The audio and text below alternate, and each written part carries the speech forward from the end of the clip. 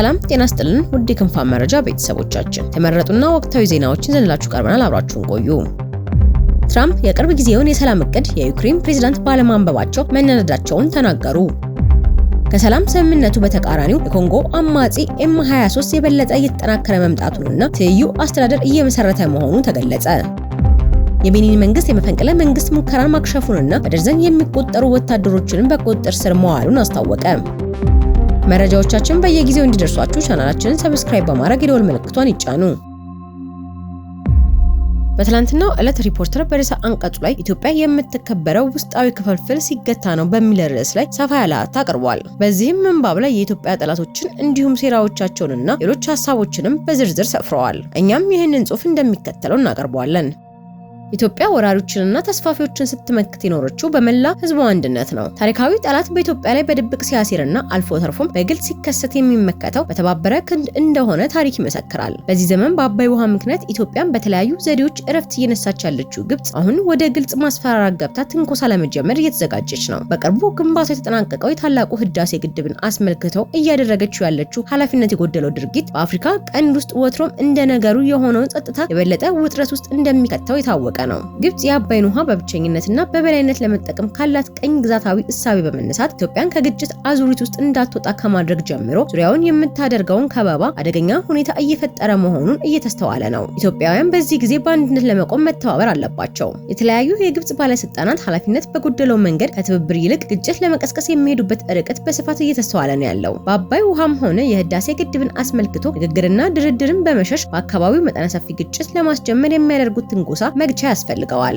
ኢትዮጵያ ከዚህ ቀደም በይፋ እንዳስታወቀችው ከግጭት ይልቅ በጋራ ተጠቃሚነት መርህ መነጋገርና ችግሮችን መፍታት ነው የሚያዋጣው። የኢትዮጵያ ጉዳይ ያገባናል የሚሉ ወገኖችም ይህንን መርህ ይደግፋሉ። ኢትዮጵያ የገዛ ሀብቷን ለመጠቀም የማንንም ፍቃድ እንደማያስፈልጋት ሁሉ ከአባይ ተፋሰስ ሁሉም ሀገሮች ብቻ ሳይሆን ከዚህም አልፎ ከሌሎችም ጋር በጋራ ጥቅም ላይ የተመሰረተ እድገት እንደምትሻ ከዚህ ቀደም ደጋግማ አስታውቃለች። ኢትዮጵያውያንም ውስጣዊ ክፍፍልን በንግግርና በድርድር መልክ በመያዝ በሁሉም ብሔራዊ ጉዳዮች ላይ የሚያስማማቸውን የጋራ እሳቤ ሊኖራቸው ይገባል። ልዩነቶቻቸውንም በሰለጠነ መንገድ ለመፍታት የሚያስችላቸውን ምህዳር መፍጠር ይጠበቅባቸዋል። ውስጣዊ ችግሮችን ፈር ለማስያዝ ከሚረዱ ጉዳዮች ውስጥ አንደኛው መንግስት ጥሩ ሲሰራ የሚመሰገነውን ያህል ሲያጠፋ መወቀስ አለበት። የህዝቡን ሰላምና ደህንነት የህግ የበላይነትን ማስከበር ሲሳነው ደግሞ ይወቀሳል። የፖለቲካ ፓርቲዎች መሪዎች፣ ታዋቂ ሰዎችና የመሳሰሉት ሲመሰገኑ ወቀሳም ይጠብቃቸዋል። ህብረተሰብ ውስጥ ልዩነት የማክበር የመተቻቸትና የመወቃቀስ ባህል ሊዳብር የሚችለው የሲቪክ ተቋማት ሲያበቡ ነው። የማህበረሰቡ ንቃተ ህሊና በሲቪክ ተቋማት አማካኝነት ሲዳብር የንግግርና የውይይት ባህል ይጠነክራል። ይህንን ለማድረግ ደግሞ የመንግስት ባለስልጣናት፣ ፖለቲከኞች፣ ምሁራንና ልሂቃን ለሐሳብ ነጻነት ተግተው መስራት አለባቸው። ሚዲያዎች ተጠናክረው የተለያዩ ሐሳቦችን ማንሸራሸር እንዲችሉ ነጻነታቸው ሊረጋገጥ ይገባል። ከጀብደኛና ተገቢ ካልሆኑ ድርጊቶች ወጥተው በሙያ ስነ ስርዓት ብቻ እንዲመሩ ማገዝ ተገቢ ነው። በዚህ መሰረት እርስ በርስ መናበብ ሲቻል ሀገርን በጋራ መጠበቅ አያቅትም። ሀገራቸውንና ህዝባቸውን የሚወዱ ኢትዮጵያውያንን ከሴራ፣ ከተንኮል፣ ከጥላቻና ከቂም በቀል የጸዱ ናቸው። በገዛ ወገናቸው ላይ በደል አይፈጽሙም። እናት ሀገራቸውን የመከራ ቋት አያደርጓትም። ለባዕዳን ፍርፋሪ ሲሉ የሀገራቸውን ሚስጥር አሳልፈው አይሰጡም። ሀገራቸውን የሰላም፣ የልማት፣ የደስታና የዲሞክራሲ አምባ ሆና ህዝባቸው በነጻነት እንዲኖር መስዋዕትነት ይከፍላሉ። በህዝብ ደም እየነገዱ ስልጣንን፣ ክብርንና ሀብትን አያጋብሱም። በቅናትና በመቀኝነት ተነሳስተው ተፎካካሪያቸውንም አያጠፉም። ከዚህ በተቃራኒ ያሉት ግን መታወቂያቸው መግደል፣ ማፈናቀል፣ መከፋፈል፣ ህዝብን በህዝብ ላይ ማስነሳት፣ መዝረፍ፣ ሀገርን ማዳከምና የመሳሰሉት እኩይ ድርጊቶች ናቸው። ለ21ኛው ክፍለ ዘመን የማይመጥን አስተሳሰብ ይዘው ክፋት የሚዘሩ ይብቃቸው። አዲሱን ትውልድ አይመርዙ። የሀገርን ሰላም አያቃውሱ። ኢትዮጵያ የምትከበረውና የምትታፈረው በመከፋፈል ሳይሆን በአንድነት በመቆም እንደሆነ ግንዛቤ ይኖር። የግብጽንም ሆነ ሌሎችን ሴራ በመበጣጠስ ኢትዮጵያን በጋራ ከፍ ለማድረግ ሲባል ውስጣዊ ክፍል ይገታ። በፌዴራልም ሆነ በክልል ብሔራዊ መንግስት የሚወሰዱ ማናቸውም እርምጃዎች በመርህ ላይ የተመሰረቱና አብረው የሚኖርን ህዝብ ፍላጎት ያማከሉ ይሁን። መርህ በምክንያታዊነት መመራትን፣ ትክክለኛና ስህተትን መለየትን፣ ግልጽነትን፣ ሐቀኝነትን፣ ብስለትን፣ ፍትሃዊነትን፣ ስነ ምግባርንና የመሳሰሉ እሴቶችን መላበስ ነው። መንግስት የህዝብን ጤና፣ ሰላም፣ ደህንነትና ህልውና የሚጎዱ ማናቸውንም አይነት ድርጊቶች የመከላከል ኃላፊነት አለበት። ህዝብም ህገወጥ ድርጊት የሚፈጽሙ ግለሰቦችንም ሆነ ቡድኖችን ማጋለጥ ይጠበቅበታል። ህገወጥ ከሚባሉት መካከል ግጭት በመቀስቀስ የሀገር ሰላምን ማደፍረስ፣ ንብረት ማውደም፣ የጦር መሳሪያ ዝውውር፣ የአደንዛዥ እጾች ዝውውር፣ ግብር መሰወር፣ የሀገር ሀብት መዝረፍ፣ የሰብአዊ መብት ጥሰቶችና ሌሎች አስከፊ ድርጊቶች ይጠቀሳሉ። ህገወጥነት በነጻነት በህጋዊነት ላይ የበላይነት እንዳይዝ መንግስትና ህዝብ በአንድነት መቆም ይጠበቅባቸዋል። መንግስት ውስጡን አጥርቶ ህግና ስርዓት ተከትሎ ኃላፊነቱን ሲወጣ ታሪካዊ ጠላቶች እንዳሻቸው የሚሆኑበት አንዳችም ክፍተት ማግኘት እንደማይችሉ በቀላሉ መረዳት ይቻላል። ከጥንት ጀምሮ ሀገራቸውን የሚወዱ ኢትዮጵያውያን በህይወት መስዋዕትነት ጭምር ኢትዮጵያን ጠብቀው ለዚህ ትውልድ አስተላልፈዋል። ኢትዮጵያውያን ዞር ብለን ታሪካችንን በጥሞና ካየነው በህዝብ መካከል መተሳሰብ፣ መከባበር፣ መተዛዘን ያለውን ነገር መካፈል፣ ልዩነቶች መኖራቸውን እስከማይታወቅ ድረስ በጋብቻ ተሳስሮ መዋለድ፣ ረቂቅ የሆኑ የጋራ ስነ ልቦናዎችና መስተጋብሮች እንዲሁም የሀገር ፍቅር ስሜት በመስረጻቸው ከትውልድ ወደ ትውልድ ተሸጋግረዋል። ይህንን ከመሰለ አስተዋይ ጨዋና ኩሩ ህዝብ ውስጥ የወጡ ፖለቲከኞች፣ ምሁራን፣ ልሂቃንና በተለያዩ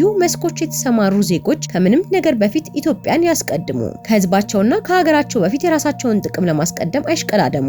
ያልተገባ ጥቅም ለማግኘት ሲሉ በንጹሃን ህይወት አይቆምሩ። ህዝብና ሀገርን አንድ ላይ የማያራምዱ ከንቱ ድርጊቶች ውስጥ አይገኙ። የኢትዮጵያን ጠንካራ ክንድ ከሚያዝሉ ድርጊቶች ራሳቸውን ያርቁ። ኢትዮጵያ ታፍራና ተከብራ የምትኖረው ውስጣዊ ክፍፍል ሲገታ ነው። የቤኒ መንግስት የመፈንቅለ መንግስት ሙከራን ማክሸፉን አስታወቀ። በደርዘን የሚቆጠሩ ወታደሮችንም በቁጥጥር ስር አውያለሁ ብሏል። የቤኒ መንግስት አንድ ወታደራዊ ቡድን ፕሬዝዳንት ፓትሪስ ታሎንን ከስልጣን ማውረዱን በመንግስት ቴሌቪዥን ካወጀ ከጥቂት ሰዓታት በኋላ የመፈንቅለ መንግስት ሙከራ ማክሸፉን አስታወቀ። የሀገሪቱ ወታደራዊና የደህንነት ምንጮች እሁድ ዕለት እንደገለጹት የመፈንቅለ መንግስቱ ሙከራ አዘጋጆችን ጨምሮ በደርዘን የሚቆጠሩ ወታደሮች በቁጥጥር ስር ውለዋል። በቅርብ ዓመታት ውስጥ የምዕራብ አፍሪካ ቀጠና በርካታ የመፈንቅለ መንግስት ክስተቶች አጋጥሟታል። ከነዚህም መካከል የቤኒ ሰሜናዊ ጎረቤቶች የሆኑት ኒጀር፣ ቡርኪና ፋሶ እንዲሁም ማሊ፣ ጊኒና ከሁሉም በቅርቡ ደግሞ ጊኒ ቢሳው ይገኙበታል። እሁድ ዕለት ማለዳ ላይ ራሳቸውን የመሰረተ ማደስ ወታደራዊ ኮሚቴ ብለው የሰየሙ ወታደሮች ተገናኝተው ከወሰኑ በኋላ ፓትሪስ ታሎንን ከሪፐብሊኩ ፕሬዝዳንትነት ስልጣን ማንሳታቸውን በመንግስት ቴሌቪዥን አሳውቀዋል። ሆኖም መግለጫው ከተሰማ ብዙም ሳይቆይ ለታሎን ቅርበት ያለው ምንጭ ለኤኤፍፒ ፕሬዝዳንቱ ደና መሆናቸውን ገልጾ የመፈንቅለ መንግስት አቀናባሪዎችም ቴሌቪዥኑን ብቻ የተቆጣጠረ ትንሽ የሰዎች ስብስብ በማለት ኮንኗል። ምንጩ እንዳስታወቀው የሀገሪቱ መደበኛ ሰራዊት ቁጥጥሩን መልሶ እንደያዘ ሲሆን ሀገሪቱ ሙሉ በሙሉ ደህንነቷ የተጠበቀ ነው ብሏል። የቤኒ የሀገር ውስጥ ጉዳይ ሚኒስትር አላሳን ሰኢዱ የወታደሮቹን መግለጫ አመጽ ሲሉ የጠሩ ሲሆን ዓላማው ሀገሪቱንና ተቋሞቿን መረጋጋት እንዳይኖር ማድረግ ነው ሲሉ ገልጸዋል። አክለውም የቤኒን ኃይሎችና አመራሮቻቸው ሁኔታውን በቁጥጥር ስር በማዋል ሙከራውን አክሽፈዋል ሲሉ መናገራቸውን ቻሪቲ ወርልድ በዘገባው አመላክቷል። በምስራቃዊ ኮንጎ በመንግስትና በጎረቤቷ ሀገር ሩዋንዳ ይደገፋል በሚባለው M23 በተባለ አማጺ ቡድን መካከል ለዓመታት የዘለቀውን ጦርነት ለማስቆም ከ4 ቀናት በፊት በፕሬዝዳንት ትራምፕ አማካኝነት በኮንጎና በሩዋንዳ መካከል የሰላም ስምምነት ከተፈረመ በኋላ አማጺው ይበልጥ እየተጠናከረ መሆኑንና ትይዩ አስተዳደር መስርቻለሁ ማለቱን ዘገባዎች አመላከቱ። በዚህም የM23 መሪ ሱልጣኒ ማኪንጋ በመቶዎች የሚቆጠሩ ሰዎችን በአማጺያኑ ዶክትሪን ላይ ለ2 ሳምንት የዘለቀ ስልጠና ሲሰጡ መቆየታቸውንና የስልጠናውን መጠናቀቅ ተከትሎ ለመሆኑ በኪንሻንሳ ካለው ብልሹ መንግስት አመራር ሀገራቸውን ማን ነፃ እንደሚያወጣላችሁ ያውቃሉ ሲሉ ሰልጣኞቻቸውን የሚጠይቁበትና ተከታዮቻቸውም አዎ ኮማንደር በማለት መልስ የሚሰጡበት የቪዲዮ መልእክት ሲዘዋወር መታየቱን ሮይተርስ ዘግቧል። ከዚህ በፊት በአማጺያኑ የተዘጋጀው ባለ 32 ገጽ የቡድኑን ዶክትሪን የያዘው ቻርተርም አሁን ላይ ከቡድኑ አባላት ባሻገር ቡድኑ በተቆጣጠራቸው አካባቢዎች ለሲቪል ነዋሪዎችን በስልጠና መልክ እየተሰጠ ይገኛል። ቻርተሩ በዋነኝነት የተበላሸ ያለውን የኮንጎ ያለፈ ታሪክ ማስተካከልና በቀጣይ በሀገሪቱ ስለሚመሰረተው ዲሞክራሲና ፌዴራላዊ መንግስት የሚያትት መሆኑን ታውቋል። በዚህም አማጺያኑ አዳዲስ ተዋጊዎችን እየመለመሉና ወደ ቡድኑ እየቀላቀሉ በምስራቃዊ ኮንጎ ተጨማሪ በማዕድን የበለጸጉ ቦታዎችን እየተቆጣጠሩና የራሳቸውን ትይዩ መንግስታዊ አስተዳደር እየመሰረቱ መሆናቸው ተገልጿል። ይህም ኮንጎ እስከ ወዲያኛው የመፈረካከስ እጣ ፋንታ ሊያጋጥማት እንደሚችል የሚያመላክት መሆኑን ባለሙያዎችና ተንታኞች ማስጠንቀቃቸውም ተዘግቧል። ከ4 ቀናት በፊት በፕሬዝዳንት ትራምፕ አደራዳሪነት በአሜሪካ ዋሽንግተን በተደረገው የሰላም ስምምነት የኮንጎ ዲሞክራሲያዊ ሪፐብሊክ ፕሬዝዳንት ፌሊክስ ቲክዴሺና የሩዋንዳው ፕሬዝዳንት ፖል ካጋሜ በምስራቃዊ ኮንጎ ያለውን ጦርነት ለማስቆምና በመካከላቸው ዘላቂ ሰላም ለማስፈን ሲፈራረሙ አማጺው M23 በስምምነቱ አለመሳተፉ ይታወሳል። ይሁን እንጂ በስምምነት ስነ ስርዓቱ ወቅት ፕሬዝዳንት ትራምፕ ጦርነት ማስቆማቸውን ገልጸው በምስራቃዊ ኮንጎ ግዙፍ ኢንቨስትመንት በማፍሰስ አካባቢውን ወደ ዘላቂ ሰላም ለማምጣት እንደሚሰሩ መናገራቸውም አይዘነጋም። በተያያዘ ዜና የዩናይትድ ስቴትስ ፕሬዝዳንት ዶናልድ ትራምፕ ዩክሬን ዩክሬን ከሩሲያ ጋር የምታደርገውን ጦርነት እንዴት ማስቆም እንደሚቻል የሚያትተውን የቅርብ ጊዜ እቅድ የዩክሬን አቻቸውን ቮሎዲሚር ዜሌንስኪን አላነበቡትም ሲሉ ተናግረዋል። በኬኔዲ ማዕከል ዋሽንግተን ውስጥ ለጋዜጠኞች በሰጡት መግለጫ ትራምፕ እንደተናገሩት የዜሌንስኪ ሰዎች በፍሎሪዳ ከዩናይትድ ስቴትስ ባለስልጣናት ጋር ሲነጋገሩ የቆዩት እቅዱንም ወደውት ነበረ ሲሉ አጥብቀው ተናግረዋል። ትራምፕ ሩሲያ ጥሩ ናት ብለዋል። ሩሲያ ዩክሬንን በሙሉ ብትይዝ እንደምትመርጥ ገምታለሁ፣ ነገር ግን ጥሩ ነች። ዜሌንስኪ ጥሩ ስለመሆኑ ግን እርግጠኛ አይደለሁም ሲሉ ተደምጠዋል። ዜሌንስኪ ቀደም ሲል የዩክሬን ግዛትን ለሩሲያ አሳልፋ እንድትሰጥና የመከላከያ አቅሟንም እንድትገድብ የቀረበውን ሀሳብ ተቃውመዋል። ሰኞ ማለዳ ለዩክሬን ሕዝብ ባደረጉት ሳምንታዊ ንግግር ዜሌንስኪ ከትራምፕ ልዑካን ጋር ጠቃሚ ውይይት መደረጉን ተናግረዋል። አክለውም የአሜሪካን ልዑካን የዩክሬንን ዋና አቅም ያውቃሉ እና ውይይቱ ቀላል ባይሆንም ገንቢ ነበረ። ስራችንን እንቀጥላለን። አንዳንድ ጉዳዮች በአካል ብቻ መወያየት ይኖርብናል ብለዋል። በቀጠለው ውጊያ በሱሚ ክልል ሰሜን ምስራቅ በምትገኘው ኦክስትሪካ ከተማ ሩሲያ በፈጸመችው ጥቃት ቢያንስ 7 ሰዎች በአንድ ሌሊት ቆስለዋል ሲሉ የክልሉ አስተዳዳሪ ኦሌግ ግሪጎቭ ተናግረዋል። ይህ የሆነው ሰው አልባ አውሮፕላኖች አፓርታማዎችን ከመታ በኋላ ነው። በተጨማሪም በቼሬኒቭና ዲኒፕሮፔትሮቭስክ ጉዳት መድረሱ ተሰምቷል። እሁድ ዕለት በሩሲያ ጥቃቶች 4 ሰላማዊ ሰዎች መገደላቸውም ይታወሳል። ባለፈው ሳምንት ብቻ በ1600 የሩሲያ ሰው አልባ አውሮፕላኖችና 70 የሚጠጉ ሚሳኤሎች ጥቃት ዩክሬን ደርሶባታል ሲሉ ፕሬዝዳንት ዜሌንስኪ ተናግረዋል።